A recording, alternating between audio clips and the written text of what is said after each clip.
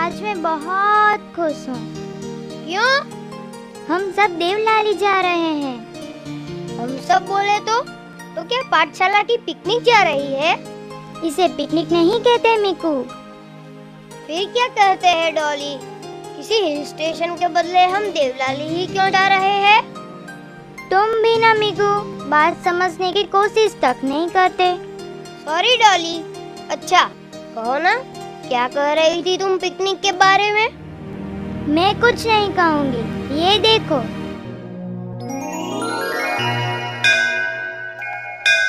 धवल, माँ जो कह रही थी वह कौन सा पर्व है जो कल से शुरू हो रहा है?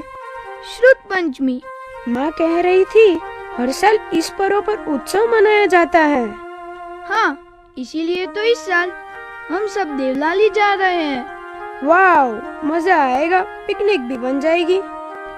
इसे पिकनिक नहीं कहते भव्य, इससे तो हमें सच्चे ज्ञान की प्राप्ति होगी। पर देवलाली ही क्यों जाना है? वहाँ श्रुत पंचमी के अवसर पर कुंद कुंद आचार्य की प्रतिमा की स्थापना होगी और उसी निमित्त से पंच परमागम ग्रंथों का जुलूस निकाला जाएगा। ये कुंद कुंद आचार्य कौन थे? उन्होंने पंच परमागम जैसे महान ग्रंथों की रचना की है। पर उन्होंने कैसे इतने महान ग्रंथों की रचना की?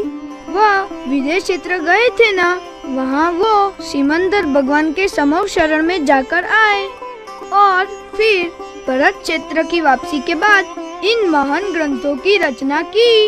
यह विदेह क्षेत्र कौन सा शहर है? नहीं नहीं, ये शहर नहीं है, जम्बूद्वीप के क्षेत्रों में से ही एक क्षेत्र है।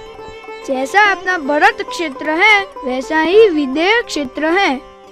विदेह क्षेत्र में हर समय 20 तीर्थंकर विराजमान रहते हैं।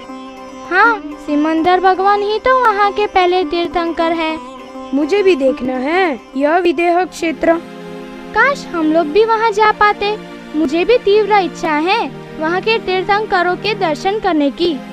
पर हम जैसे लोग वहाँ क्यों नहीं जा पाते हैं? वो देखो, पंडित जी भी आ गए। चलो उन्हीं से पूछते हैं। जय जिनेंद्र पंडित जी। जय जिनेंद्र। चलो, कल सब देवलाली चल रहे हो ना? हाँ, चलना तो है, पर पंडित जी हमें कुछ शंकाएं हैं। हमने सुना है कि आचार्य कुंद देव सिमंदर भगवान के दर्शन करने के लिए विदेह क्षेत्र गए थे। ये विदेह क्षेत्र क्या होता है? हम जैसे मानव क्यों नहीं जा पाते वहाँ पर? तो सुनो, ढाई द्वीप में अनेक द्वीप और समुद्र हैं। उन्हीं द्वीपों और समुद्र में से एक जम्बू द्वीप है। जम्बू द्वीप में 7 क्षेत्र होते हैं, जैसे भरत, हेमवत, हरि, विदेह, रम्यक, हिरण्यवत, ऐरावत। सिमंदर भगवान कौन से क्षेत्र में रहते हैं? जम्बू द्वीप का जो बीच वाला हिस्सा विदेह क्षेत्र है, वही सिमंदर भगवान है। और हम कहाँ रहते हैं? भरत क्षेत्र में। विदेह क्षेत्र के बारे में हमें बताइए ना पंडित जी। जम्बूद्वीप के बीच में पूर्व विदेह क्षेत्र और पश्चिम विदेह क्षेत्र, ऐसे 2 भाग होते हैं। पूर्व विदेह में 16 विदेह नगरी और पश्चिम विदेह में 16 विदेह नगरी होती है।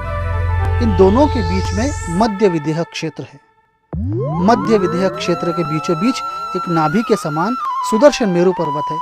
इस सुदर्शन मेरु पर 4 वन होते हैं, भद्रशाल वन, नंदन वन, सोमनस वन, पांडुक वन। चारों वनों में चारों दिशाओं में एक एक अकृत्रिम चैत्यालय विद्यमान है। इसके ठीक मध्य में 40 योजन ऊंची मेरु पर्वत की चूलिका स्थित है। जम्बूद्वीप के विदेह नगरियों में 4 तीर्थंकरों का सद्भाव है। उसी प्रकार धातकी खंड में 8 तीर्थंकर मौजूद हैं और 8 तीर्थंकरों का सद्भाव पुष्करार्ध में है। इसी तरह ढाई द्वीप में कुल 20 तीर्थंकर हमेशा विराजमान रहते हैं। हम जैसे मानव क्यों नहीं जा पाते वहाँ पर? हम लोगों में विदेह क्षेत्र में जाने की सामर्थ्य नहीं है, क्योंकि भरत क्षेत्र और विदेह क्षेत्र के बीच बीच में बहुत बड़े बड़े पर्वत और विशाल नदियां आती हैं और उनको अभी वर्तमान में उपलब्ध साधनों के माध्यम से पार किया जाना संभव नहीं है। आचार्य कुंद को भी उनके पूर्वाभाव के मित्र देव के माध्यम से विदेह क्षेत्र ले जाया गया था। मुझे तो लग रहा है कि मैं उड़ के जाऊं विदेह क्षेत्र में और वहाँ के तीर्थंकर भगवान के दर्शन कराऊं। पर अब हम विदेह क्षेत्र तो नहीं जा सकते। महान कुंद आचार्य देव की प्रतिमा की स्थापना के लिए और उनके दर्शन के लिए तो जरूर जाएंगे। केवल दर्शन के लिए ही नहीं, उन्होंने बताए हुए मार्ग पर भी चलेंगे।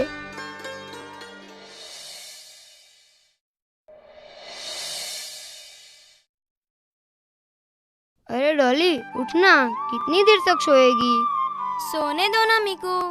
नहीं डॉली उठ, चल हमें घूमने जाना है। क्या यार, इतना अच्छा सपना देख रही थी, क्यों जगा दिया तुमने? कैसा सपना? जरा मैं भी तो सुनूं। अरे सपने में भी किसी चीज का लोभ नहीं करना चाहिए। डॉली तुमने ऐसा क्या सपना देखा जो तुम ऐसे ही लोभ की बातें करने लगी? सुनोगे मीकू, तुम्हें भी बहुत मजा आएगा, तो सुनो।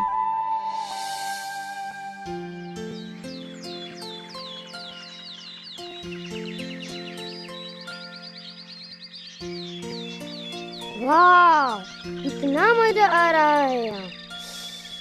मेरा मन तो खूब ललचा रहा है ये आम देखकर। अरे ये आम तो बहुत ऊपर है, पर हमें यहाँ किसी ने देख लिया तो खूब पिटाई होगी। अरे ज्यादा नहीं, बस 2-4 आम ही तोड़ेंगे और चले जाएंगे। पर आम तोड़ेंगे कैसे? हमारे पास तो आम तोड़ने के लिए कुछ भी नहीं है। ये तो लातों के भूत है, बातों से नहीं मानेंगे। हमें तो पत्थर मारकर ही आम तोड़ने होंगे। अरे अखिलेश, इस पेड़ को पत्थर मारने पर कम से कम आम तो मिलेंगे, पर तुझ जैसे भूतों को मारेंगे तो तुझसे हमें क्या मिलेगा? मतलब मुझसे अधिक क्या तुम्हें पेड़ अच्छे लगते हैं? हाँ यार फिलहाल तो पेड़ ही अच्छे लगते हैं। अरे जल्दी करो, कोई आ रहा है, भागो यार। अरे 10-12 आम ही तो हुए हैं, और 2-4 लेते हैं फिर भागेंगे। जल्दी करो। तू बैठ यहाँ आम तोड़ने, हम तो चले। अरे रे, अब क्या हाल होगा इनका? क्या हाल होना है? झूठ बोलकर छूट जाएंगे। अभी शायद छूट जाए, पर लोभ के वश होकर किए पापों का फल तो भुगत नहीं होंगे। क्या लोभ को पापों का बाप कहते हैं?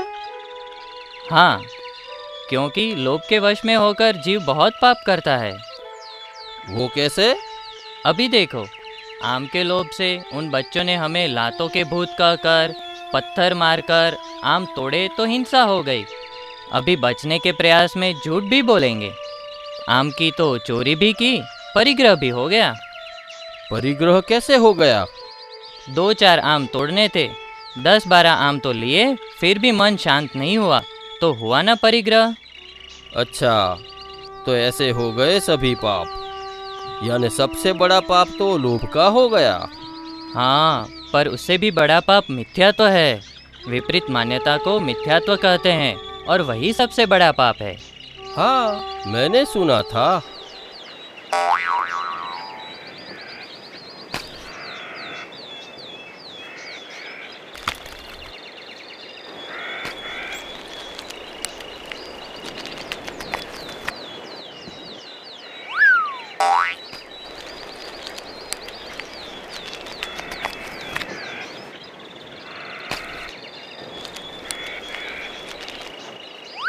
अरे अरे देखो तो ये बंदर। अरे ये तो कल वाला ही बंदर है ना। अरे हाँ, ये तो कल का ही बंदर है। देखो तो, कल तो बहुत पिटाई हुई थी ना इनकी, आज भी लड़खड़ा रहा है। अरे बंदर भाई, क्यों भाई, कल की सजा क्या कम हो गई थी? तुम्हें क्या करना है, तुम तुम्हारा देखो।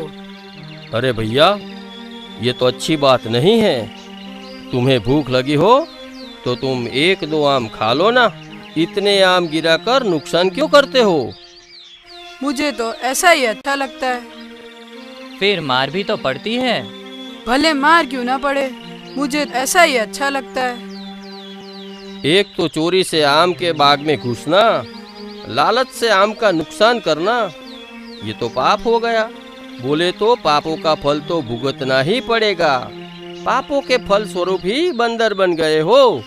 बड़े आए मुझे पाप सिखाने वाले। मुझे कम से कम 5 इंद्रिय तो है, पर तुम तो 1 इंद्रिय जीव हो। तो फिर ये क्या पापों का फल नहीं है? हमने भी तो खुद को जीव नहीं बल्कि शरीर समझकर पाप कर बैठे। इसलिए तो मिथ्यात्व की वजह से हम लोग एकेंद्रीय जीव बन गए। जो गलती हमने की, यही गलती ये लोग कर रहे हैं। जो कर्म हमने बांधे थे, जिसका फल हम भुगत रहे हैं, वही कर्म अब ये बच्चे लोग और बंदर भैया बांध रहे हैं। इन्हें कोई कैसे समझाए? जिस राह से हम गुजर रहे हैं वहाँ पर बहुत दुख है। इस राह पर मत चलो भाई, ऐसे पाप कार्य नहीं करो। पर कैसे बताए, हम बोल भी तो नहीं सकते कि पाप नहीं करो भाई, पाप नहीं करो। हाँ भाई, लोभ नहीं करो, मन में लालच नहीं रखो, इसका फल तो बहुत बुरा है। हाँ भाई, लोभ बहुत बुरी चीज है, हमें लोभ नहीं करना चाहिए।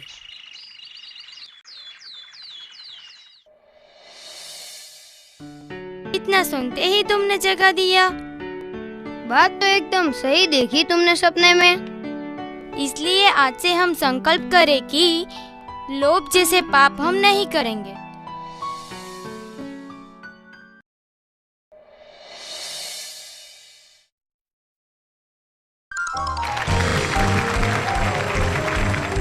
अरे वाह मिकू, आज तो तुम जीत गए। यस, अब तो तेरा नाम स्कूल रिकॉर्ड में आएगा। ये चीकू अब तक आया क्यों नहीं? आएगा भी कैसे? क्यों? मैंने उसकी साइकिल की हवा ही निकाल दी थी।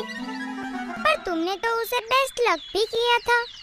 कहना पड़ता है, तुमने चीकू के साथ छल कपट करके मायाचार किया है। मायाचार क्या होता है? तो देखो, ये मायाचार की कहानी।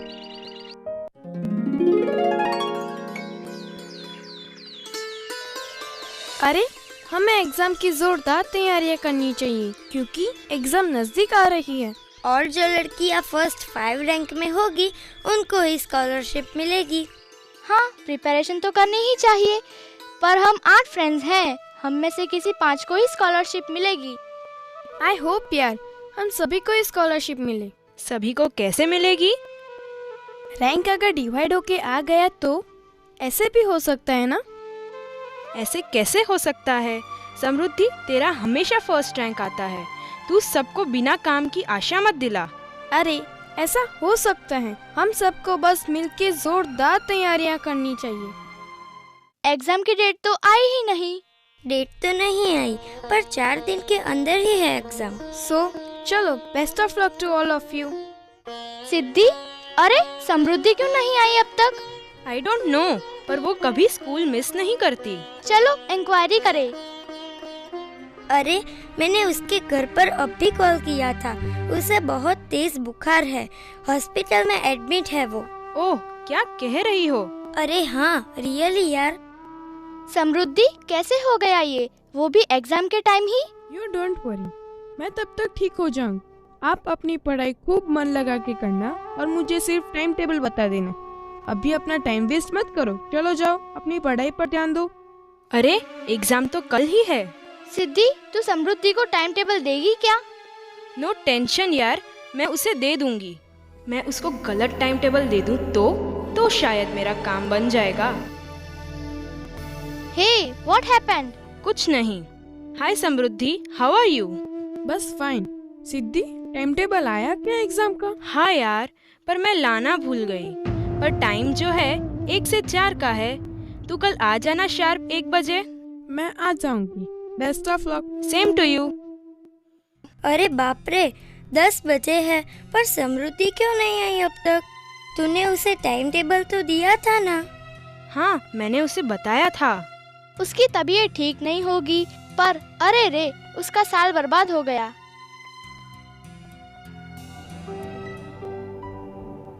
मम्मा, मेरा पेपर एकदम मस्त गया और मैं इस साल फर्स्ट रैंक लाऊंगी। इस साल ना समृद्धि का पेपर मिस हो गया। वो कैसे? मम्मा, किसी को मत बताना, मैंने ही करवाया। क्यों? ऐसा क्यों किया तूने? हर साल फर्स्ट वही आती है और मुझे स्कॉलरशिप नहीं मिलती, इसलिए मैंने ये सब किया। बेटा सिद्धि, यह तूने बिल्कुल ठीक नहीं किया। मम्मा, अरे मम्मा, आगे जाना है तो जमाने की यही रीत है। आजकल एक दूसरे के सिर पर पैर रखकर ही आगे बढ़ना पड़ता है। नहीं बेटा, आगे बढ़ना है तो खुद की मेहनत से आगे बढ़ो। और तूने उसके साथ छल कपट करके मायाचार किया है, यह अच्छा नहीं किया। अरे मम्मा, ये सब मैंने आगे बढ़ने के लिए ही तो किया है ना। खुद का भविष्य बनाने के लिए तुमने उसका 1 साल बर्बाद कर दिया। उसका तो कुछ नहीं गया, परंतु ऐसे मायाचार से तुम अपने आप से छल कपट कर रही हो। तुम अपने अनेक भाव बर्बाद करोगी ऐसे ही मायाचार से। जाने दो ना मम्मा, चलो मैं नमोकार मंत्र की एक माला फेर लूंगी। कोई माला फेरने से पाप बंद मिट तो नहीं जाएगा। तुझे पता भी है मायाचार का मतलब। तुझे अनंत जन्मों में पशु पक्षी, कीड़ा मकोड़ा आदि बनना पड़ेगा। माला फेरने से वो पाप बंद छूटेगा तो नहीं। हाँ, माला फेरने से जो पुण्य बंद होगा उसका फल तो बाद में मिलेगा, पर पाप बंद का फल भी तो भुगतना ही पड़ेगा। कल ही तो पंडित जी ने कहा था ना, जो शक्य है वो करो, अशक्य की श्रद्धा करो। तो मेरे करियर के लिए मैंने किया, यह अशक्य था तो चलो ये कार्य मैंने निषेध पूर्वक किया। ये तो धर्म कार्य पर मायाचार हो गया। निषेध पूर्वक? कैसा निषेध? स्वार्थ के लिए ये कार्य कर रही हो और उसे निषेध कैसा समझे? यदि मजबूरी का कारण हो तो समझते कि यह कार्य हमें मजबूरी से करना है और वही निषेध पूर्वक होता है। क्या? जब हम मायाचार करते हैं तो किसी और को फंसाते हैं, खुद से अपने भगवान आत्मा से मायाचार करते हैं। निषेध पूर्वक ऐसा युक्तिवाद अगर करोगी तो ये तो स्वच्छंदीपना हो गया और वह भव भ्रमण का कारण होगा। मैं अभी जाके समृद्धि की माफी मांगूंगी और ऐसे मायाचार से बचूंगी जो तिर्यंच गति का कारण हो।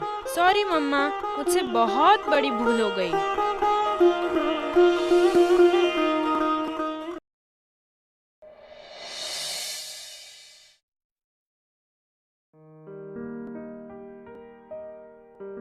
मीकू, कहाँ हो तुम? कहाँ गया होगा? क्या है? मैं कब से आवाज दे रही हूँ। मैं तो क्रिकेट खेल रहा था। अरे हाँ, क्रिकेट से मुझे याद आया, कल पाठशाला में एक स्टोरी सुनाई थी। कौन सी स्टोरी? देखना चाहते हो तो देखो।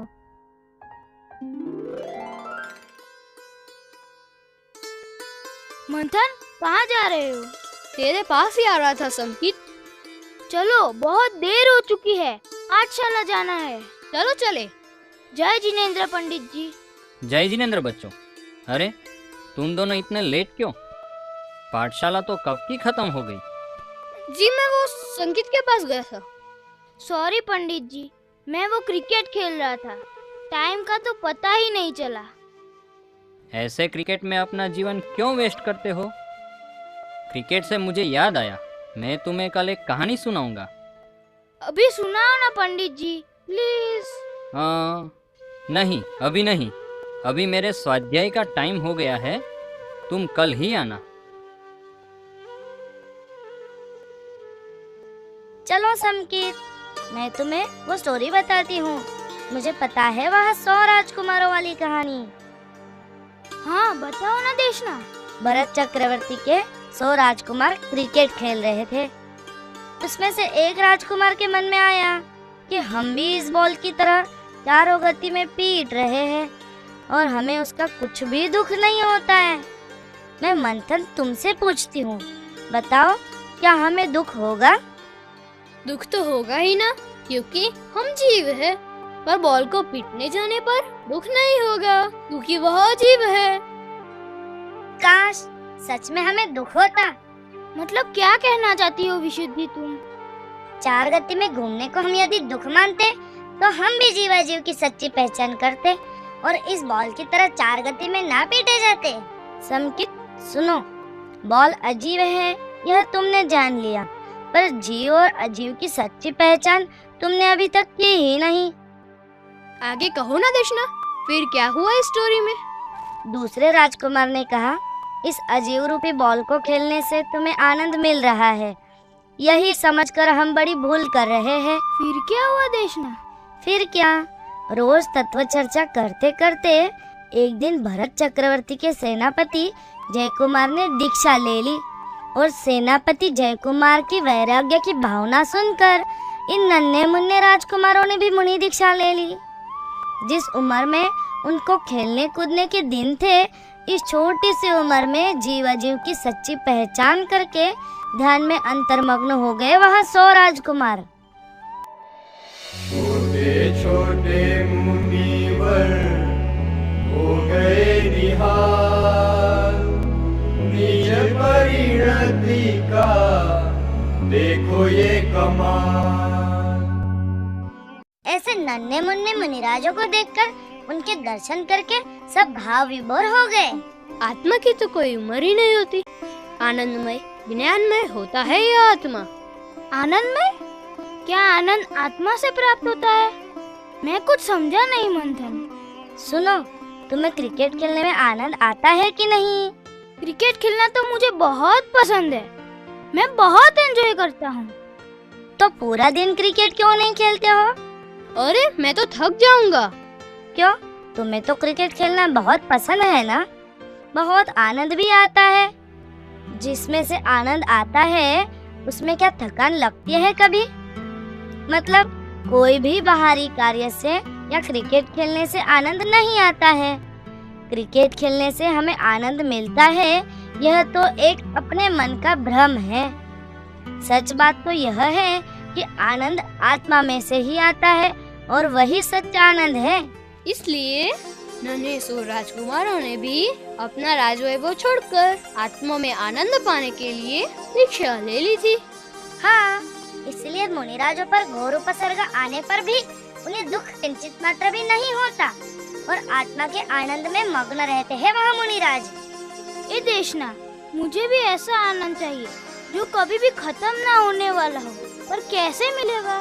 सुनो संकित, रोज तुम पाठशाला समय पर आना और जीव अजीव की सच्ची पहचान करके आत्मा की आनंद की प्राप्ति तुम कर सकते हो। सच में? अपनी आत्मा की बात सुनकर बहुत ही आनंद आ गया।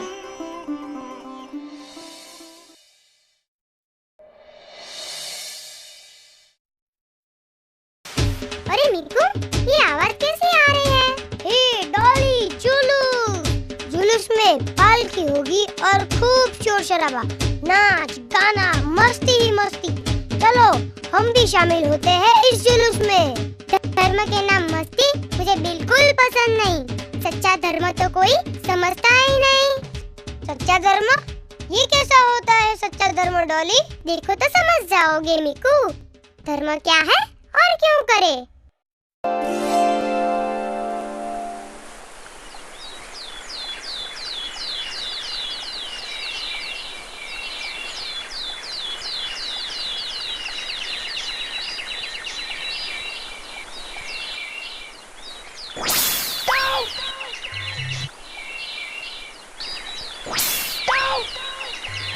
अरे अरे, यह देखो, चिंतन क्या कर रहा है?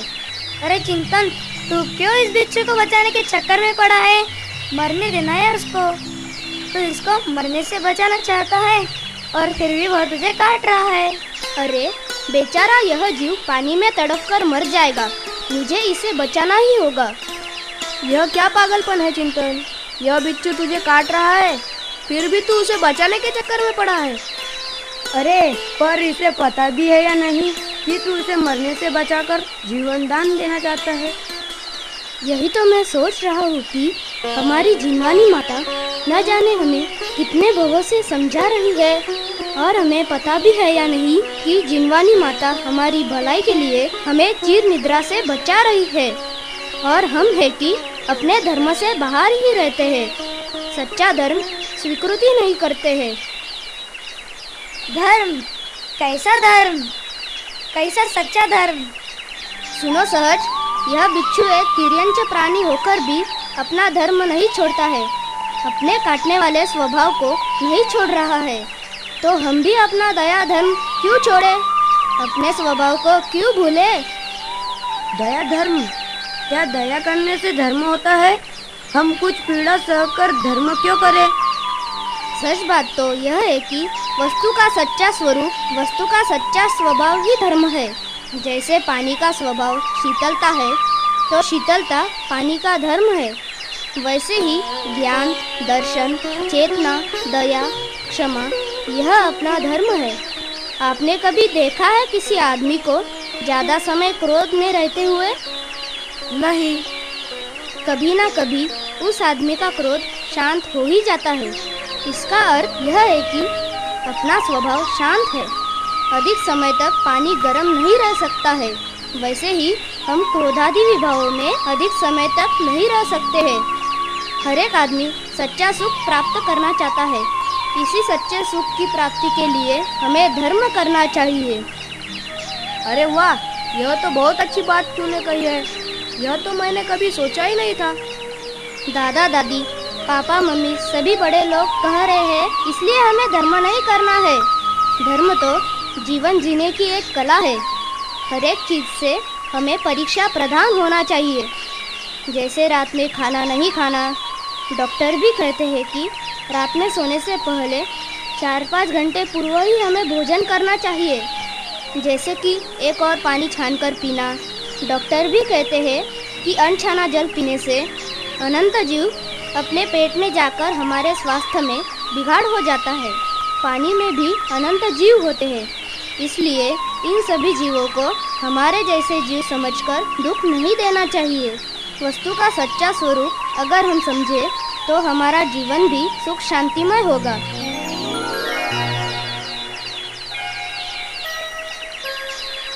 हम भी अभी से जीवन जीने की कला सीखेंगे। वस्तु के सच्चे स्वरूप को समझेंगे तो ही सच्चा धर्म समझ पाएंगे। ठीक कहा है प्रशम ने। हम सभी को वस्तु का स्वरूप समझकर जीवन जीने की कला समझना चाहिए।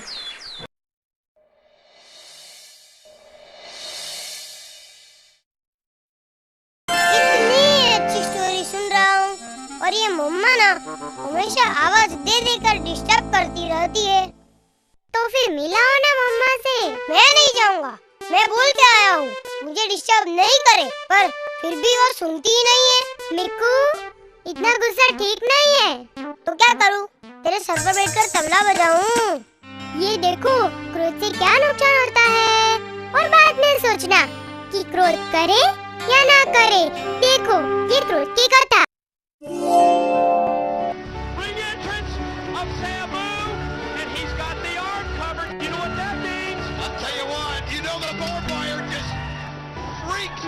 चिद्रूप, चिद्रूप, अरे चिद्रूप बेटा, मैं कब से तुझे आवाज दे रही हूँ और तू है कि कोई जवाब ही नहीं दे रहा है। क्या है? बेटा, स्कूल के लिए देर हो रही है और आपका होमवर्क भी बाकी है। मम्मी, मुझे आज स्कूल नहीं जाना है। अब बस भी करो। लो, आपके दोस्त भी आ गए। जय जिनेंद्र चिद्रूप, चलो स्कूल नहीं चलना है क्या? अरे स्वरूप, आपने आपका होमवर्क किया या नहीं? हाँ आंटी जी, सुबह ही जेनी बच्चे के गाने सुनते सुनते होमवर्क कंप्लीट कर दिया।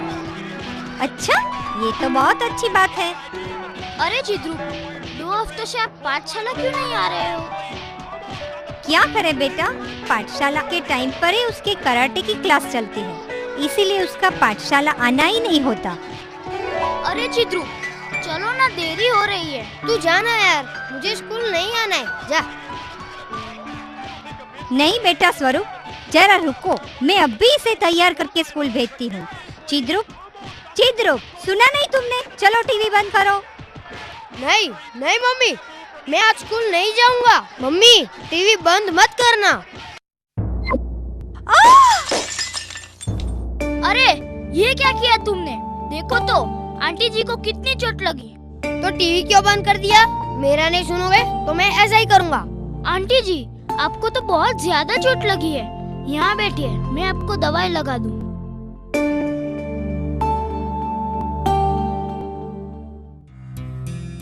अरे, ये तो बहुत ज्यादा चोट आई है। मम्मी ने टीवी बंद कर दिया तो मैं क्या करता? मुझे गुस्सा आया तो मैंने फेंक कर मार दिया। चिद्रूप, तुम्हें तुम्हारे किए पे थोड़ा सा भी पश्चाताप नहीं? तुम्हें थोड़ी सी शर्म आनी चाहिए। एक तो होमवर्क नहीं किया, ऊपर से WWF देख रहे हो, वो भी स्कूल टाइम पर। स्कूल आने का छोड़कर माँ को ही मार दिया और सॉरी बोलने के बजाय क्रोध कर रहे हो। कल पाठशाला के पंडित जी भी बता रहे थे कि क्रोध नहीं करना चाहिए और वह सारी बातें नहीं करनी चाहिए जिससे क्रोध को बढ़ावा मिले। हाँ बेटा, बिल्कुल ठीक कहा है पंडित जी ने। देखो तो चिद्रूप, तुम WWF का प्रोग्राम देख रहे थे जिससे तुम्हारे क्रोध को बढ़ावा मिल गया। हमें टीवी पर ऐसे प्रोग्राम देखने चाहिए जिससे हमारा मन शांत और संस्कारी हो। हाँ, एक बात और, क्रोध से हमें क्या फायदा मिला है? और तो और अपना ही नुकसान होता है। एक तो माँ को चोट लग गई, ऊपर से दवा पानी का खर्चा हुआ, वो अलग। और जो माँ को होने वाली तकलीफ है उसका क्या? फ्लावर पॉट भी टूट गया। अगर टीवी फूट जाता तो कितना नुकसान होता। क्रोध से अपने शरीर के अंदर की पेशियां भी जल जाती है। इसीलिए जो चिड़चिड़ा आदमी है उसकी सेहत भी ठीक नहीं होती। क्रोध से हमें चतुर्गति भ्रमण होता है। ऐसा इतना बड़ा अपना नुकसान होता है, फिर क्या हमें ऐसा क्रोध करना चाहिए चिद्रूप? सॉरी मम्मी, मेरी वजह से आपको बहुत चोटें लग गई। अभी आगे से ऐसी गलती मुझसे कभी नहीं होगी। Very good boy. और हाँ, चिद्रूप की माँ आपको भी सलाह देना चाहती हूँ। अपने बच्चे को ऐसे क्लासेस लगाओ कि जिससे वो कुछ सीखे, जिससे उन्हें कुछ संस्कार मिले, जिससे आगे चल के उनका जीवन सुसंस्कारित हो। ना कि कराटे जैसे क्लास लगाओ जिससे क्रोध को बढ़ावा मिले। हाँ जी, बिल्कुल ठीक कहा आपने। मैं भी चिद्रूप को ऐसे ही संस्कार दूंगी। उसे पाठशाला भेजा करूंगी जिससे हमारा जीवन सुसंस्कारमय हो। आपने मेरी सही समय पर आंखें खोल दी।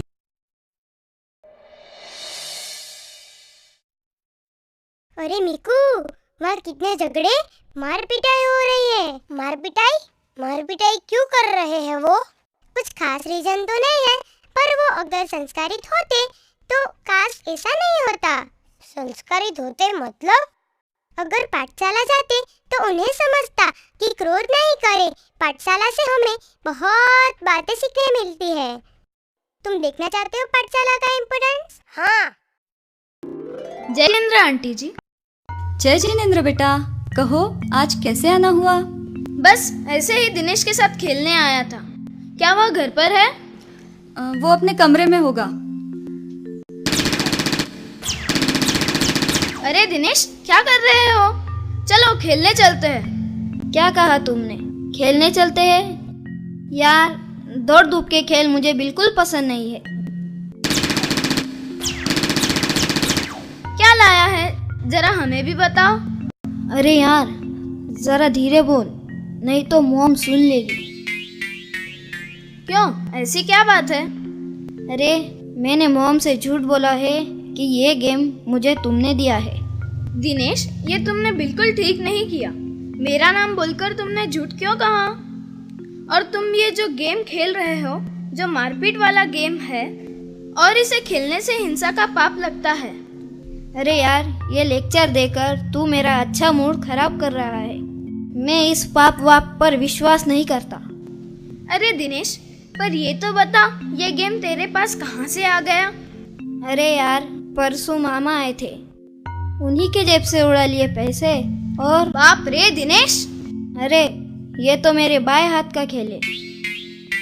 उसी से तो मैंने 1000 रुपए का SPD पावर रेंजर लाया है।